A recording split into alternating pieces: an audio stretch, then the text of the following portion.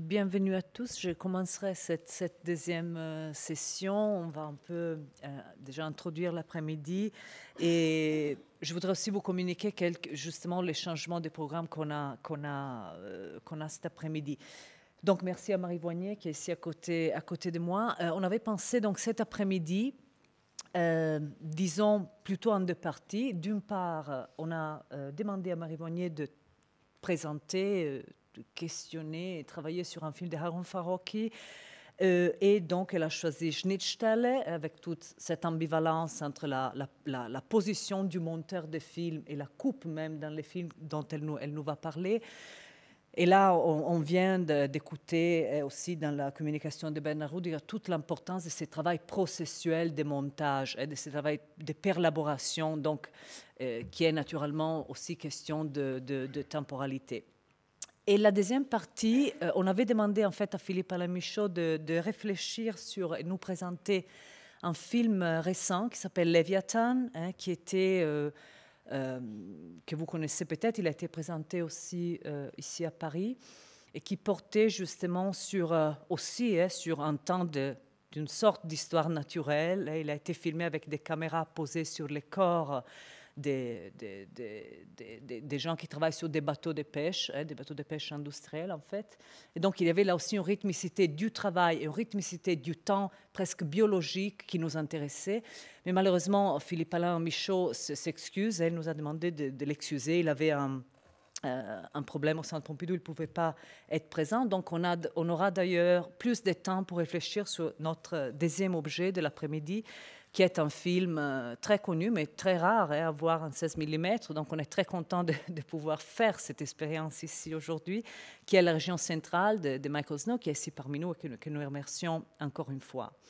Et donc, le programme changera ainsi. Donc, déjà, Marie Voignet dira deux mots sur la version que nous allons voir de Schnittstelle, parce qu'il s'agit originairement d'une installation donc, que Farocki présentait de façon différente. Et nous, on a une version monobande que Marie introduira brièvement. On verra après le film qui dure 23 minutes.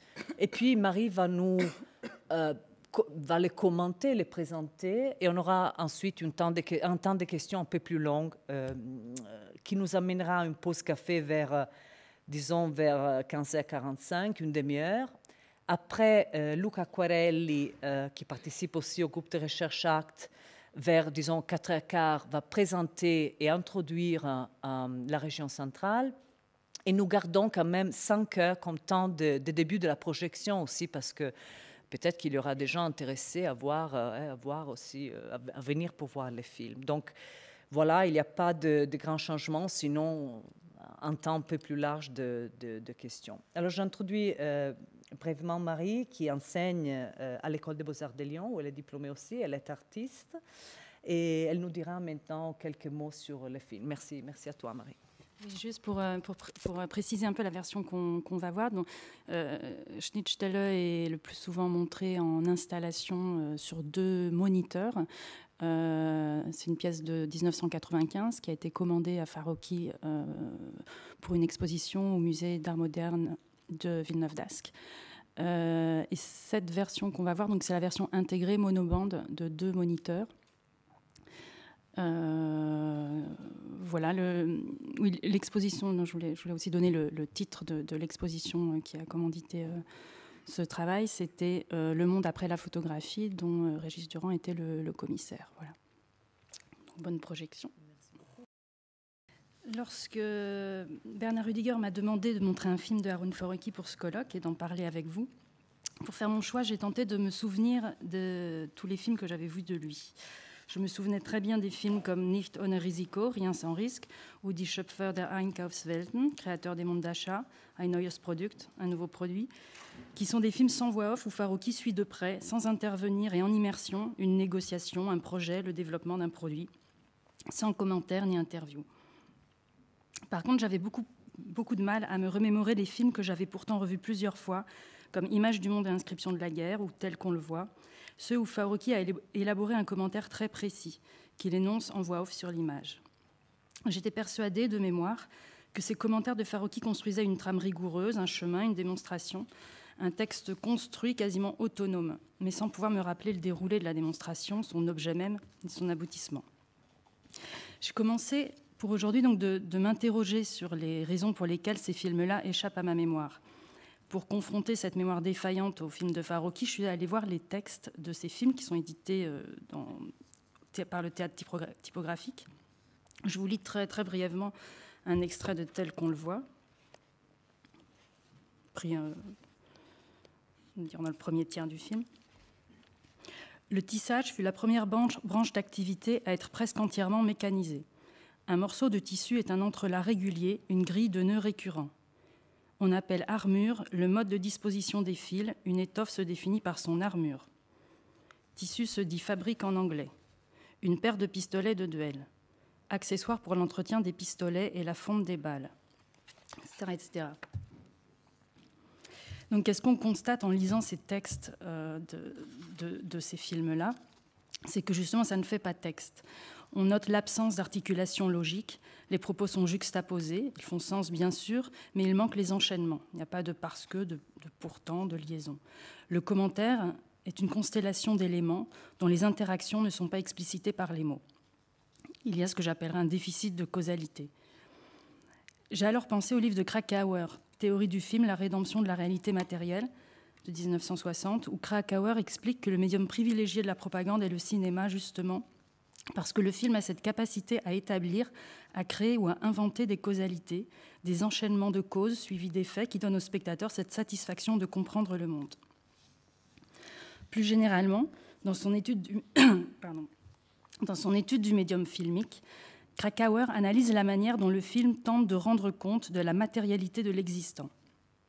Je le cite, « Comme la photographie, le film tend à rendre compte de tous les phénomènes matériels qui sont à portée de l'objectif. En d'autres termes, c'est comme si ce médium était mu par le désir chimérique de manifester l'existant matériel dans son continuum. » Un peu plus loin, « Pour sa traversée du continuum de l'existant matériel, le cinéaste a le choix entre différentes voies. Comme ce continuum est illimité, le désir d'en donner une représentation complète, fût-ce dans une seule direction, est évidemment irréalisable. Aussi, le cinéaste devra-t-il recourir à divers procédés, tels que l'ouverture et la fermeture en fondu, le fondu enchaîné, etc., afin de marquer les inévitables coupures dans la représentation du continuum et ou d'en relier en douceur les différents segments. Et Krakauer donne un exemple de ce désir chimérique de manifester l'existant matériel dans son continuum avec Fernand Léger. Il dit « Ce désir de continuum trouve son expression radicale dans une idée de film conçue par Fernand Léger. Celui-ci rêvait d'un film monstrueux qui s'acharnerait à enregistrer la vie d'un homme et d'une femme pendant 24 heures de suite. Leur travail, leur silence, leur intimité. La caméra ne laisserait rien de côté de ce couple. » Donc en 1946, Fernand Léger rêve déjà de ce que l'émission de télé-réalité néerlandaise Big Brother en 1999 et Love Story en France en 2001 accompliront, sans doute en d'autres termes que ce qu'imaginait Fernand Léger, mais avec le même noyau de désir. Et Fernand Léger commande cependant son propre désir de film en disant « Je pense que ce serait une chose tellement terrible que le monde fuirait épouvanté en appelant au secours comme devant une catastrophe mondiale. » Pour Krakauer, la représentation du continuum peut se faire selon 5 grandes traversées. J'en citerai 2 qui nous concernent plus spécifiquement aujourd'hui. Donc la première, parcourir la continuité spatiale, c'est-à-dire parcourir les vastes étendues de la réalité extérieure. Krakauer cite en référence les films de voyage, les films avec des poursuites. On pourrait aujourd'hui ajouter à cette liste les road movies. Et il cite aussi Berlin, symphonie d'une grande ville de Ruttmann. La deuxième traversée, Krakauer l'explicite en ces termes. Une seconde voie qui s'offre au film est de suivre l'enchaînement de causes et d'effets qui a engendré tel ou tel événement. Ici aussi, il s'agit d'essayer de suggérer le continuum de la réalité matérielle, ou du moins d'un continuum dans lequel celle-ci se trouve largement impliquée. Partir d'un fait accompli pour remonter le temps en éclairant le chemin qui y conduit. Et donc là, par exemple, Krakauer cite Citizen Kane, Citizen Kane. Le continuum causal offre ainsi la possibilité de restituer ce sentiment de continuité du monde. Chez Farocki, justement, on a vu que la causalité n'est pas dans le commentaire, pourtant très construit de ses films, de certains de ses films, ni d'ailleurs en soi dans l'enchaînement des images. Farocki pratique une suspension de la mécanique de l'explication, une suspension de la causalité au sein même de ce qui ressemble à une démonstration. L'articulation logique est délocalisée, hors du film, et s'opère chez le spectateur qui construit, reconstitue, sans forcément s'en rendre compte, le propos du film. Mais la mémoire, pour bien fonctionner, a besoin de retrouver un rapport à cette continuité de l'existant matériel. Vous connaissez sans doute cette méthode mémotechnique, l'art de la mémoire, ou mémoire des lieux, qui consiste, pour se souvenir d'un grand nombre de choses, à associer un lieu connu à une liste d'éléments à mémoriser. On place les mots dans une maison, un endroit qu'on connaît bien, et on en parcourt, il s'agit là de la continuité spatiale, toutes les pièces pour se remémorer, toutes les pièces de la maison, pour se remémorer toutes ces choses. Un célèbre exemple plutôt contemporain, un vétéran texan, qui a pu mémoriser les noms de 2200 soldats morts en Afghanistan. Il explique ceci. L'essentiel de ce que vous faites est de mémoriser une carte de la ville où vous vivez. 2200 soldats sont tombés en Afghanistan, c'est en 2007. J'ai donc appris 2200 endroits de Fort Worth, ma ville natale. Donc après cette introduction sur la mémoire, venons-en maintenant à Schnittstelle.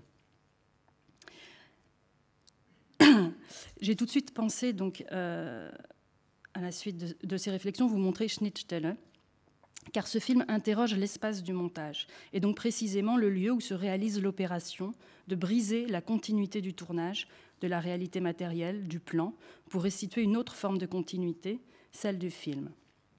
Schnittstelle, mot à mot l'endroit de la coupe, c'est pour Farocki, par extension, par jeu de mots, l'endroit du montage, l'endroit où se fait le montage.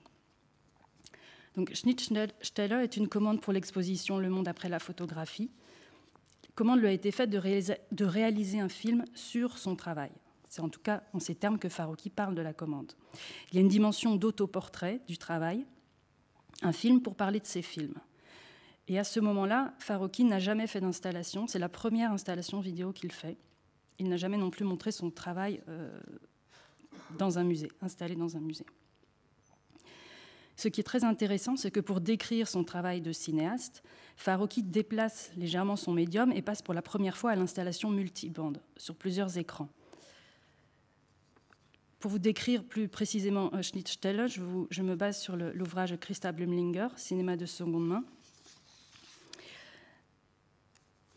Donc la première fois qu'il monte Schnittstelle à la Villeneuve d'Ascq, c'est avec 3 bandes. En 3 parties réparties en 2 salles. Dans la première salle, on trouve la bande A et la bande B, donc les 2 images qu'on a vues, juxtaposées côte à côte. Et dans une deuxième salle, la version C, version intégrée, qui réunit en une seule image les bandes A et B. C'est la version C que nous venons de voir et qui a par ailleurs, la même année, en 1995, été diffusée à la télévision allemande. Juste après, le Centre Pompidou a montré une autre version de l'installation dans son exposition Face à l'Histoire en 1996. Et là, l'installation ne comprenait plus que les parties A et B.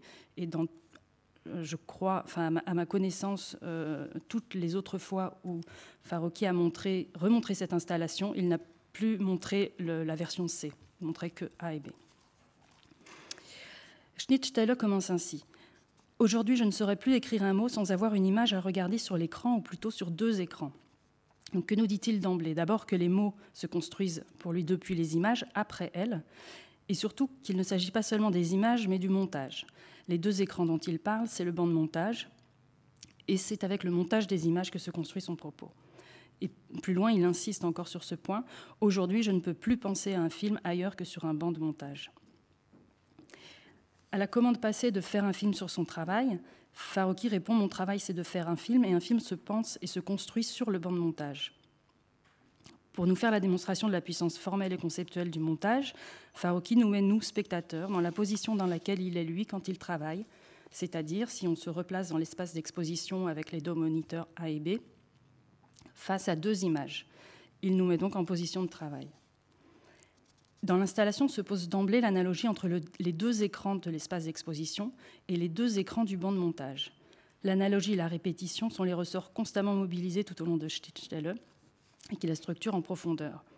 La première séquence commence dans le vertige d'une mise en abîme. Il filme son banc de montage, cette image, oui, où défilent les images de son film Vidéogramme d'une révolution, un film dans lequel il utilise les images du réalisateur roumain Paul Kocsikan, entre autres. Kocsikan filme sa télévision, Farokhi son moniteur. Pour Schnittstelle, Farokhi refilme donc le film de Kocsikan et remet en scène le geste de caméra de Kocsikan de la télévision vers la rue. Analogie, répétition, permutation, puisque Farokhi s'amuse en plus à permuter de gauche à droite entre A et B les images originales et les images refilmées. Et donc en quelques minutes se succèdent avec une certaine virtuosité, recadrage avec les mains, permutation, répétition, mise en abîme, refilmage et pour finir reconstitution, remake. On remarquera aussi la précision de Farokhi de ne pas utiliser exactement la même version du film de Kocsikan dans les deux images. Quand les images de Kocsikan sont montrées telles quelles, citées par Vidéogramme d'une révolution plein cadre, elles le sont en version originale, en roumain, et quand Farokhi les refilme à sa table de montage, il s'agit de la version sous-titrée en français. Ce n'est pas exactement le même film qu'il choisit de montrer et de refilmer. Il y a d'ailleurs, je voulais repréciser peut-être à cet endroit-là le fonctionnement.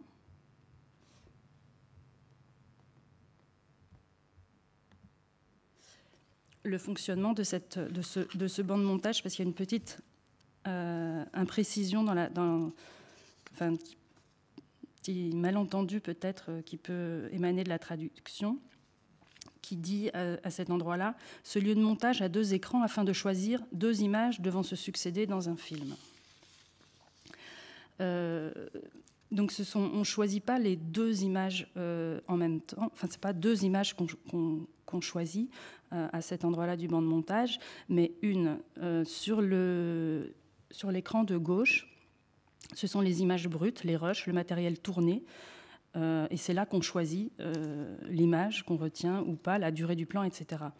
Et cette image, on la recopie sur la bande de droite, l'image de droite, où on a le film master, donc qui est le montage en train de se faire, et où se succèdent les images qu'on a choisies. Donc on ne choisit pas entre deux images, mais bien une image à gauche qui doit succéder à une image à droite, qui est la dernière image du montage en cours. Au redoublement de l'image, très pratiqué dans la structure hélicoïdale des montages de Farokhi, Schnittstelle associe le redoublement du son en écho. Donc il reprend le son de sa propre voix de 1969 dans Nicht löschbares Feuer, feu inextinguible, comme pour mesurer le temps passé. Il introduit là un geste qui relève de la performance, se faisant télescoper le temps du tournage au temps du remontage, comme pour réaffirmer la dimension de manifeste de ce film par une parole en geste. Farokhi travaille là, comme avec le remake du mouvement de la caméra de Kocsikan, à une réactualisation, une forme de réactivation introspective dans son travail. Dans ce sens, il considère ses propres images comme images opératoires. Là, je reprendrai aussi la définition de Christa Blumlinger. Les images opératoires donc, de Farokhi sont des images conçues pour une finalité purement technique et fonctionnelle. Des images prises par des machines, par des caméras de surveillance, des images filmées par lui ou dans des labos scientifiques. Ce sont les images qu'il utilise dans la plupart de ses films et installations. Le point commun de ces images étant qu'elles existent et circulent déjà en dehors du film dans lesquels elles sont utilisées. Elles opèrent déjà dans le monde avant d'être dans les films de Farokhi. Et donc Farokhi, en recyclant ses propres films, les prend comme des matériaux opératoires comme les autres. Le film fait d'images opératoires redevient lui-même matériau opératoire pour un autre film, pour un réemploi nouveau. Revenons au dispositif d'installation en deux écrans choisis par Farokhi pour le musée. Ce dispositif désigne l'espace du montage comme espace d'exposition et par extension, pourquoi pas, le montage comme musée. C'est souvent la proposition inverse qui a été affirmée dans les années 90, c'est-à-dire l'exposition des films dans l'espace, dans une forme éclatée du cinéma où le spectateur fabriquerait lui-même son montage en déambulant dans l'espace d'exposition. Dans ce contexte des années 90, Farocki nous propose un retournement de cet énoncé bien plus intéressant. Considérer le montage en tant que générateur de son propre espace d'accrochage, sa capacité à créer, travailler, penser la question de l'espace autrement que par la spatialisation des images ou que par la représentation de l'espace. Quand il considère la table de montage comme métaphore du musée, Farocki s'inscrit dans les traces de Langlois et de Godard, par exemple, entre autres. Godard qui envisage le montage dans son principe, au-delà des films, dans des espaces autres, s'inscrivant lui-même dans des espaces autres. Et il s'inscrit là lui-même dans la suite des réflexions d'Henri Langlois, directeur de la Cinémathèque, qui a dirigé une programmation mythique à partir de 1948. Cette programmation consistait à citer, rapprocher, comparer des films, et certains ont rapproché le travail de Langlois d'une démarche de type muséal, puisque la Cinémathèque pour les futurs réalisateurs de la Nouvelle Vague a souvent été comparée au Louvre pour les jeunes artistes. Pour décrire ce projet, je m'appuie sur un livre d'Anne Marquez, Godard, Le dos au musée, histoire d'une exposition. Le grand projet de Langlois en 1972 est l'ouverture d'un musée de projection au Palais de Chaillot, une exposition évolutive, un parcours à travers des projections d'extraits de films spatialisés. Donc, ce projet a essuyé de sévères critiques et n'a d'ailleurs jamais vraiment intéressé Godard, qui s'est beaucoup plus intéressé à la façon dont Langlois construisait ses programmations dans la salle de cinéma. En 1978, Godard est invité à la Cinémathèque de Montréal pour un cycle de conférences où il prend la suite de Langlois. Le souhait de Godard, avec la complicité de Langlois, qui décède juste auparavant en 1977, est de juxtaposer des extraits de films pour raconter l'histoire du cinéma, pas seulement d'une manière chronologique, mais plutôt un peu archéologique ou biologique. Là, je cite la description de Godard. Avec cette idée déjà que les images commenteraient les images, comme là je cite Farocki dans le film qu'on vient de voir, et la volonté d'offrir une enveloppe de type muséal pour le cinéma. Mais il ne pourra pas mener cette expérience à Montréal, les conditions ne lui permettant pas de projeter plusieurs films 35 mm dans le même espace. Et ce qui est très intéressant, et là on rejoint aussi Farocki, c'est que c'est de même que Farocki, dans un déplacement du médium, que Godard va pouvoir réaliser les histoires du cinéma, plusieurs années après, puisque c'est avec la vidéo et non pas la pellicule que Godard va pouvoir faire l'histoire du cinéma, comme c'est avec l'installation dans le musée que Farocki aborde la question du montage filmique. Dans Schnittstelle, Farocki explicite l'analogie du cinéaste et de l'historien d'art qui manipule les images, qui colle, qui coupe, qui monte, donc qui pense. On retrouve ici l'idée que le montage, dans la rupture qu'il opère du continuum de la réalité matérielle, est justement ce qui permet de penser cette réalité. Cette méthodologie de la rupture peut être saisie aussi bien par le film, l'histoire ou l'histoire de l'art. Autre analogie proposée par Farocki, le banc de montage comme laboratoire. Donc il dit « Ce qui se passe dans un studio de montage est-il comparable à une expérience scientifique ? Est-ce qu'on mène des expériences scientifiques sur une table de montage ?» Farocki, dans ce laboratoire qu'est Schnittstelle, propose une relecture de ces films, il les teste, les éprouve dans un mouvement centripète. Il confronte ces films avec leur double reconstitué, avec leur refilmage.